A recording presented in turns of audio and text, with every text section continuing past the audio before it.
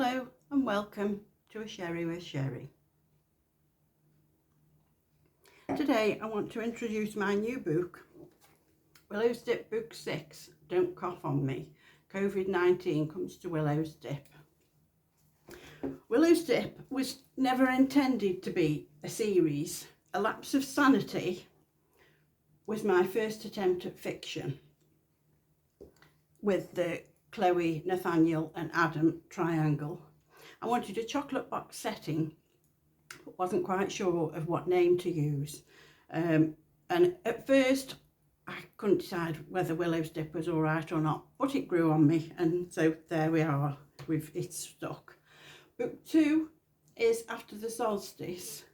At the end of book 1, Chloe has to make a choice. And for book 2, I thought, what if she made the other choice? So I decided I would explore that scenario. So that was book 2. Book 3, Free Flight, followed on from my own meeting with somebody on a car park. We only ever chatted because the somebody was married, but I thought I would give that experience to Connie in the book. And I also thought that Willows Dip would be a good place for a setting for her bird sanctuary, and I would bring Chloe, Nathaniel and Adam in and update their stories, because I'd read Gilly Cooper's Rutshire Chronicles and that's what she did, and I enjoyed reading how the characters had grown and developed. Book 4, A Treasure Lost, although it's part of the Willows Dip series, the inspiration came from Sophie Kinsella's 20s Girl, which was a wonderful story, very funny. Her ghost was hilarious. So I thought I'd have a ghost and my ghost could solve her own murder. After book 4, there's a slight pause.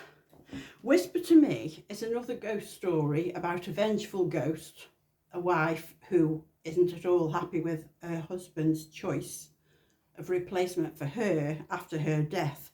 But the characters in it, later in the book, there's a link to Willows Dip. And the characters from this book also feature in subsequent books. The idea for book 5, Not Reported Missing, came from a news item about the discovery of a body.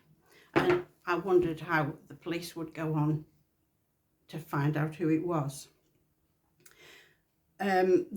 Ghosts appear in most of my stories because I've got a strong belief in the afterlife because of my own experiences. Also in this, one of the characters suffers from ME, CFS, which I do, so she was easy to write. And we also have a new family coming into this story towards the end. There was never going to be a book 6, but book 5 ended just as the UK was going into lockdown for the coronavirus, COVID-19. And more I kept thinking, how would my villagers cope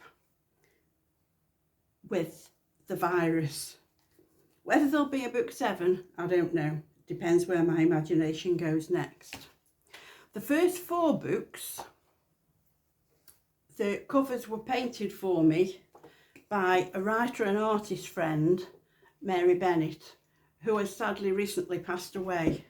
But I will always be very grateful to her for the covers that she painted for me when I was first starting to publish. This one is particularly special because it's Mary's garden, and we had some good times there. For the last 3, Whisper to Me, Not Reported Missing and Don't Cough on Me, I found the cover collection, and Debbie has expertly weaved the virus particles into the picture for me. So very grateful for that. They're all available on Amazon in paperback and ebook. This one is not quite on Amazon in paperback yet, but it won't be long. So there we are. Thank you for listening. Cheers. Enjoy your day.